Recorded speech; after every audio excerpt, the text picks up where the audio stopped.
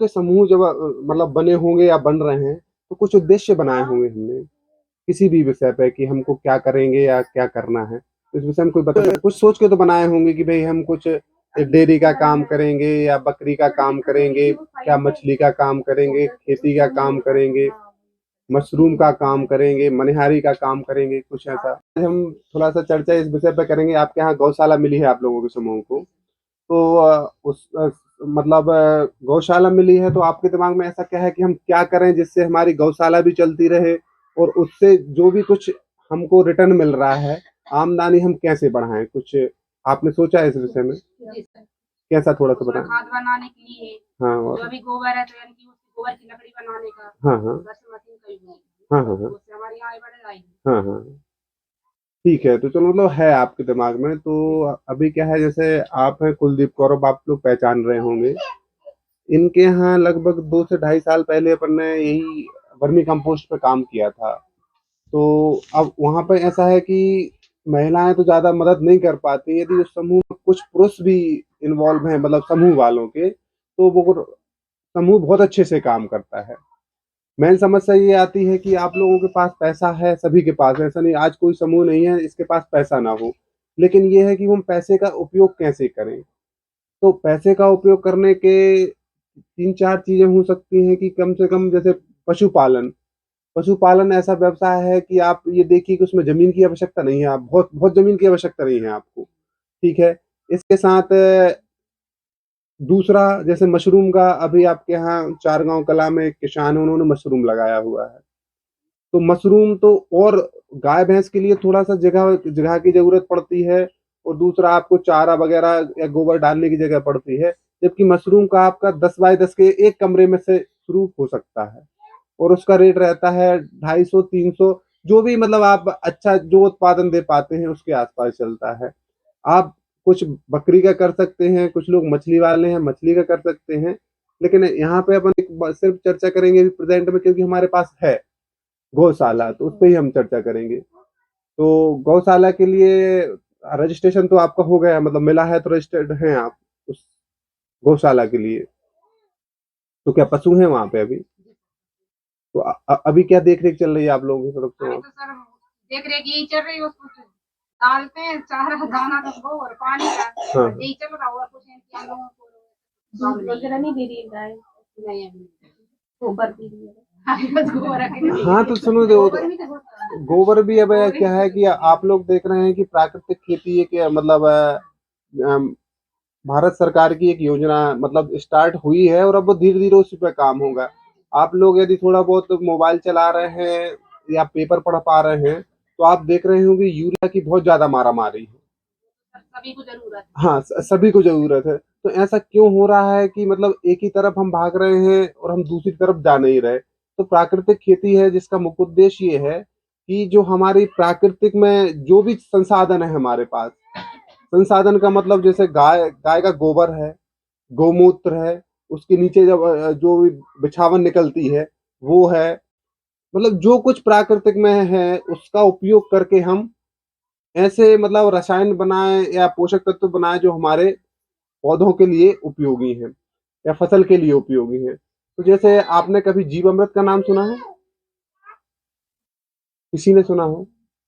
थोड़ा बहुत कहीं हाँ सर हाँ, तो जैसे जीवामृत है, घन जीवामृत है, बीज अमृत है, नीमास्त्र है, तो ये कुछ ऐसी व्यवस्थाएँ हैं जिसके माध्यम से हम उत्पादन शुरू में तो आपका हो सकता है कम हो और ज़्यादा हो, लेकिन क्या है कि आपको उस पे आना पड़ेगा। खेती वाले भी लोग हैं यहाँ पे। सर सभी के पास थोड़ा थोड़ा जमीन सब स हाँ, हाँ।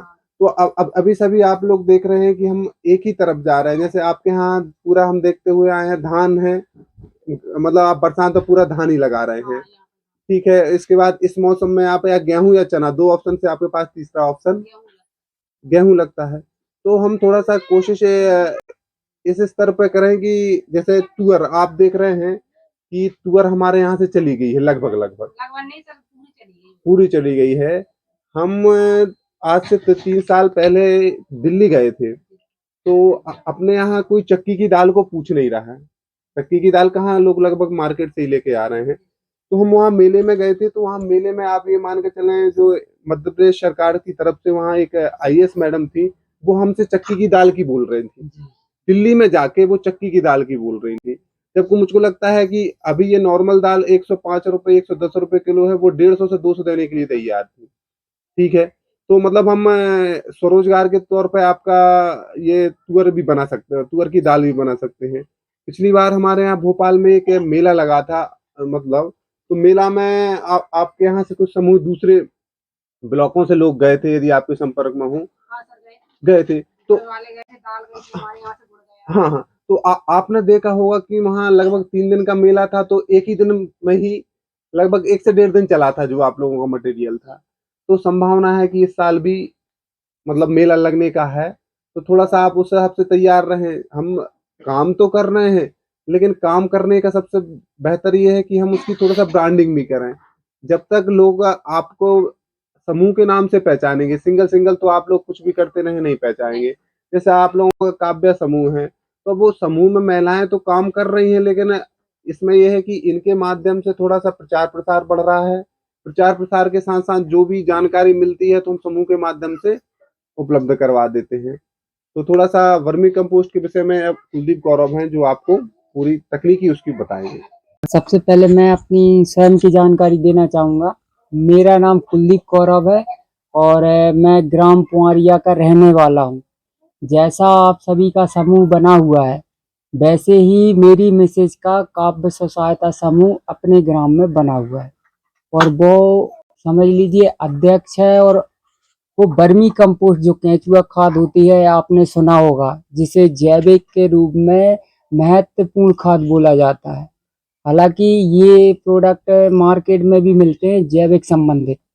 तो मैं अपनी बात पे आऊँगा। आज जो हमारे द्वारा जो आत्मा परियोजना के बीटीएम सर साहू जी जुड़े हैं और आजीविका मिशन की जो ग्राम प्रभारी मैडम उपमा मैडम जुड़ी हैं और आप सभी लोग जो गोलगांव खुर्द के समूह हैं, तो मैं आज आपको वर्मी कंपोस्ट संबंधित जानकारी देना चाहूँगा, जिसका मोटिव अपना रहेगा। जो आपके यहाँ पे गौशाला खुली हुई है और जो अभी रनिंग में है और जिसका जो वेस्ट मटेरियल है, जिसे गोबर कहा जाए, तो उस संबंध में आज हम आपको ट्रेनिंग देंगे कि कंपोस्ट खाद कैसे बनाई जाती है। हालांकि ये मुख्य रहेगा, हम आपको वहाँ जाकर जो संचालित हैं जो समूह उसके, उनको वहाँ पे भी जाके बताएंगे ऑन द स्पॉट कि कैसे इसे रखा जाता है और कैसे इसे बनाया जाता है। तो मैं आपको पहली बार समूह से जुड़ने के बाद पहली बात ये कहूँगा कि अगर जो आप प्रोडक्ट बना रहे हो और उसकी ब्रांडिंग मार्केटिंग नहीं करोगे तो आप आगे नहीं बढ़ सकते। आपने सुना होगा एक जिला एक उत्पाद, जिसमें करेली का गुड़ और गाड़ावारा की दाल काफी फेमस है और अभी फिलहाल में विभागों द्वारा जीआई टैग भी उसे दिया जाएगा, जिससे कि उसकी पहचान और बढ़े और गाड़ावारा सिर्फ नाम पर उसकी मार्केटिंग हो जाए और लोग उसे ले और वो शुद्ध मिल सके उनको। तो जैसे हम गौशाला की बात करें, वर्मी कंपोस्ट कैसे बनाया जाता है, तो वर्मी कंपोस्ट बनाने के लिए सबसे पहले तो आपके पास में गोबर खाद होना चाहिए, जो गौशाला वालों के पास में है। जितने आपके पशु हैं उनसे आपको गोबर मिलेगा, आप उससे कंपोस्ट खाद बनाएंगे केंचुओं के माध्यम से। और रही बात मार्केटिंग की, तो आप मार्केटिंग की बात करें तो हमारा स्व सहायता समूह भी आपका पूरा मार्गदर्शन करेगा। और इसके बाद कहाँ पे आपको जो फिक्स रेट जो हमारे द्वारा दिया जाता है वही रेट आपको दिया जाएगा, उसमें बीच में कोई भी मतलब कमीशन कोई भी कुछ भी नहीं। हमारे द्वारा सिर्फ आपको मार्गदर्शन दिया जाएगा और आपको कैसे बनाना है उस विषय में ट्रेनिंग भी दी जाएगी और आप उसे समझे। ये आपके लिए एक एक्स्ट्रा आर्थिक सहायता, जो गौशाला संचालित करने में आर्थिक सहायता भी हो जाएगी और आपका एक रोजगार भी बनेगा। और जो अभी प्राकृतिक खेती और जैविक खेती चल रहा है, उसमें जैविक खाद की बहुत मांग है। आपने देखा होगा अभी कोरोना काल में जैसे आंवले के रेट बढ़े, तो उससे क्या होता है कि जो शरीर है उसकी इम्यूनिटी बढ़ती है। और कहीं ना कहीं जो कोरोना बढ़ा हुआ है उसके कारण से जो बड़े बड़े लोग हैं या फिर जो अपने स्वास्थ्य संबंधित जागरूक हुए हैं, वह कहीं ना कहीं जैविक खाना चाहते हैं जो विष मुक्त हो। तो इसके बाद हमारे बीटीएम सर आपको बताएंगे आगे जानकारी। जिस भी दिन आपको ट्रेनिंग चाहिए हो मुझसे संपर्क कर लेना, हम गौशाला में ही आपको बताएंगे कंपोस्ट खाद कैसे बनाया जाता है। यहाँ मीटिंग में सिर्फ हम उस विषय में आपको जानकारी दे सकते हैं, तो इसकी मार्केटिंग कैसे करना है, इसे बनाना कैसे है, वह पूरी जानकारी देंगे आपको A to Z। जब तक आप उसमें सक्षम नहीं हो जाते बनाने से लेके बेचने तक आपका पूरा मार्गदर्शन मैं करूंगा। लिए तो वर्मी कंपोस्ट में आप देख रहे हैं कि पशुओं से आपको कच्चा उत्पाद मतलब गोबर मिल रहा है, उनके नीचे कुछ जो बिछावन भी निकल रही होगी, ठीक है, वो है। इसके साथ कुछ आसपास पेड़ भी लगे हुए, कुछ पत्ते भी होंगे उनके, ठीक है। मतलब ऐसा सामान जो उसमें सड़ सके, जो डिकम्पोज हो सके, वो इसमें लगता है। उसमें थोड़ा सा ये चीज मतलब जो सड़ सके, आप समझ गए होंगे, पत्ते हैं, घास है, आपका गोबर है, भूसा है, आपका पुआल है, मतलब प्यार बोले जो अपन सभी लोग यहाँ देख रहे हैं, ये 4-5 चीजें उसमें मेन है। और इसके साथ पानी तो होगा वहां गौशाला में, ठीक है, और केचुआ। ये मतलब 5-6 चीजें ऐसी हैं जो आपके पास उपलब्धता है, तो आप उसको वर्मी कंपोस्ट को आसानी से बना सकते हैं। तो उसके लिए वर्मी कंपोस्ट लिए क्या है कि सबसे पहले तो आपको गोबर होना चाहिए। तो गोबर ऐसा नहीं कि आपका ताजा गोबर हो, कुछ समय रखा हुआ हो। क्या है, आप भी लोग भी देख रहे हैं, आपके जैसे घूरे डले हैं, तो क्या ये हमारे खाद के काम के हैं? नहीं, क्या खाद के काम के हैं? नहीं है। क्यों नहीं है? क्योंकि इनका उद्देश्य हमारा खाद बनाना नहीं है, इनका तो हम कचरे घर के तौर पर उपयोग कर रहे हैं। लोग कांच भी डाल रहे हैं, प्लास्टिक भी डाल रहे हैं, पत्थर भी डाल रहे हैं, जो कुछ उसमें जा रहा है सब जा रहा है। तो इसका हम वर्मी कंपोस्ट बनाएंगे तो आप देखेंगे कि उसमें मतलब ना कोई सड़ पाएगा, ना केचुए उस पर काम कर पाएंगे। तो उसके लिए तो आप ये देखें कि आपका जो गोबर है वो मतलब इसमें ये चीजें नहीं होना चाहिए जो 4-5 चीजें हुई। तो उसके लिए आपका पहला तो है कि आपका गोबर कुछ लगभग हफ्ते भर रखा रहे, तो उससे क्या है कि जो गर्माहट है वो निकल जाएगी। तो उसको आप बेड के तरीके से ही भर सकते हैं। आपने वर्मी बेड देखे होंगे ग्रीन कलर के, तो वो वर्मी बेड के माध्यम से भी भर सकते हैं। तो वर्मी कंपोस्ट बनाने के लिए 2-3 चीजें और इम्पोर्टेंट है। पहली, आपका गोबर गर्म ना हो। दूसरा, जो भी आप वर्मी कंपोस्ट बना रहे हैं तो उसकी ऊंचाई ज्यादा ना हो, 1 से 1.5 फीट ऊंचाई रखना है उसका। क्योंकि जितना ज्यादा यदि आप ऊंचाई कर लेंगे तो नीचे आपकी केचुआ काम नहीं करेगा, हवा का आवागमन भी नहीं होगा, तो इस कारण उसमें कंपोस्टिंग की क्रिया नहीं होगी और वो गोबर का गोबर बना रहेगा। कभी आपने आपके जो घोड़ों को देखा होगा, जब आप लोग खाली करते हैं, एक साल में ही खाली करते होंगे लगभग यहाँ, तो आपने देखा है कभी कभी जो गोबर स्टार्टिंग में डाला था 1 साल पहले, वैसे ही पड़ा मिल जाता है हमको, पूरा हरा का हरा मिल जाता है, ना उसमें कोई सड़ने की प्रक्रिया होती है, और बहुत मतलब तेजी से गंध करता है वो, और गर्म होता है, ठीक है। तो ये होता है। वो उसका होने का कारण क्या है, हमारा हम जो घूरे या गोबर डाल रहे हैं ना, हम लगातार डालते जा रहे हैं और बहुत ऊंचाई तक डालते हैं। अब बहुत ऊंचाई तक डालते हैं तो ना वहां हवा जा पा रही है सही तरीके से, ना सूक्ष्म जीव काम कर पा रहे हैं, तो वो सही तरीके से कंपोस्ट की क्रिया नहीं होती। और उसी को ले जाके किसान कहाँ डाल देता है? खेत में। उसमें कई प्रकार की आपके जो पशुओं के पेट से मतलब सभी तो पाचन क्रिया नहीं होती, तो गोबर के माध्यम से कुछ बीज चारे या घास के वो गोबर में चले जाते हैं, वो सही तरीके सड़ नहीं पाता, और उसी को ले जाके हम खेत में डालते हैं। तो हम खेत में डाल रहे हैं तो पता चला कि हम वर्मी कंपोस्ट या हमने गोबर इसलिए डाला कि खेत में उत्पादन क्षमता बढ़ेगी। उत्पादन क्षमता तो नहीं बढ़ी, वो हम अपना घास और बोके आ गए, भाई वो सही तरीके से पचा नहीं, डिकम्पोस्ट नहीं हुआ। तो वो पूरा का पूरा बीज आप देखेंगे कि जहां भी गोबर डाला है, यदि अध सड़ा है, अध पका है, तो आप देखेंगे पूरे में पूरा मतलब और ज्यादा घास आ रहा है। तो उसका मेन रीजन यही है कि सही तरीके से सड़ा नहीं है। तो उसके लिए अपन को क्या करना है, नॉर्मली आप देखेंगे बेड बनाने के लिए आप बेड की ऊंचाई 1 से 1.5 फीट या 2 फीट, अधिकतम 2 फीट रखें, लेकिन लंबाई कितनी भी रख सकते हैं, लंबाई की सीमा नहीं है। चौड़ाई लगभग 3 फीट, ऊंचाई 1.5 से 2 फीट, और लंबाई जितना आपके पास व्यवस्थाएं हैं, मतलब क्या बोले आपका गोबर की व्यवस्था या जो भी आपकी जगह की व्यवस्था, उसके अनुसार आप कर सकते हैं। तो उसमें क्या है कि आप सबसे शुरुआत में तो आप जो पशुओं के नीचे की जो पुआल या बिछाली निकलती है, वो डालें। वो डालने के बाद यदि आपके पास मिट्टी की उपलब्धता है तो उस पर हल्की सी 1-2 इंच मिट्टी की परत भी बिछा देते हैं। इसके बाद जो आपका बाहर पड़ा हुआ गोबर है ना, जो अभी बताया था आपसे, वो उस पे हल्का सा भुरभुरा बना के उसको बिछा देते हैं। ऐसे करते हमें ऐसे करते करते लगभग आप देखेंगे एक 1.5 से 2 फीट तक ऊंचाई हो जाएगी।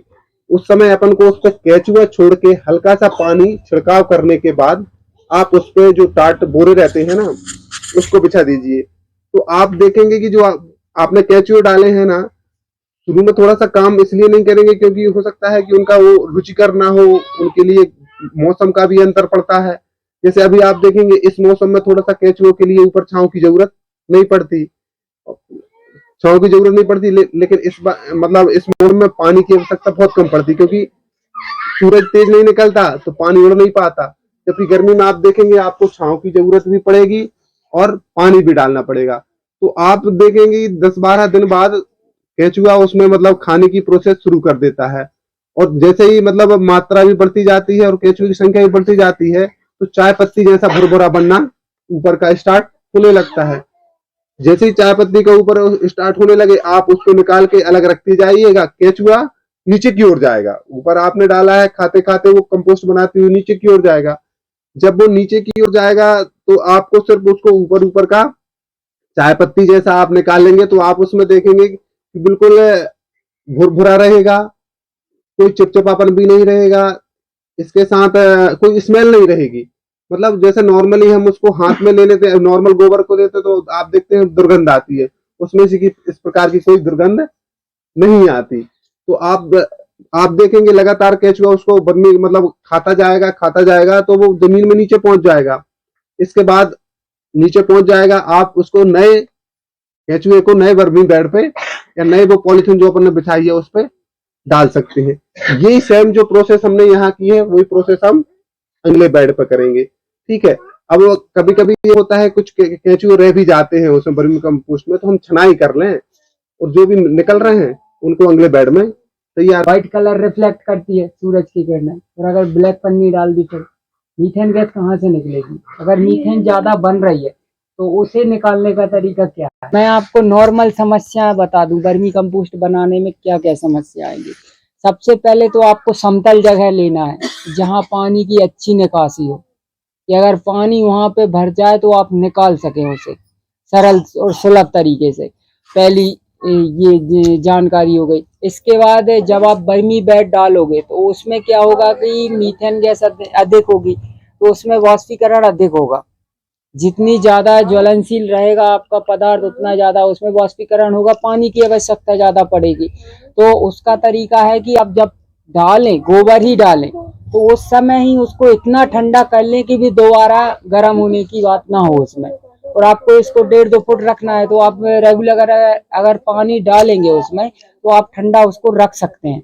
और तीसरी बात, अगर उसमें चींटियां लगती हैं तो आप चींटियों पर पानी डाल सकते हैं।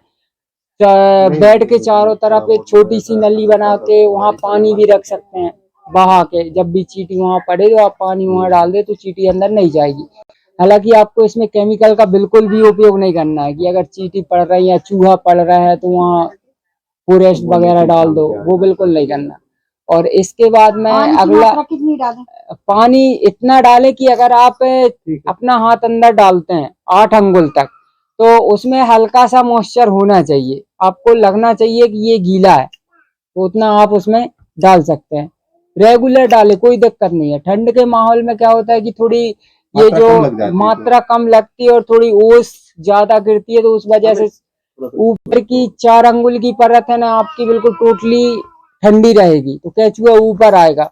और जैसे मैं पन्नी की बात कर रहा था, तो व्हाइट कलर की जो पन्नी होती है ना गर्मी के टाइम पे या ठंड के टाइम पे, वो सफेद वाली पन्नी, वो किरणों को रिफ्लेक्ट करती है, जिससे कि तापमान अंदर नहीं जाता गोबर में, तो वह गर्म नहीं होता। और जो ब्लैक कलर की पन्नी होती है ना, वो एब्जॉर्ब करती है, मतलब अवशोषित करती है किरणों को।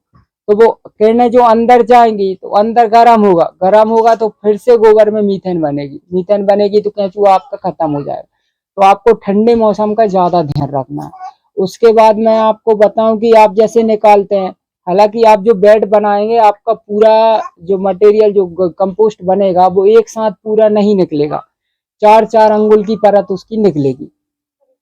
4 अंगुल की परत आपने निकाल ली, दोबारा उसको निकाल के अलग रख लिया।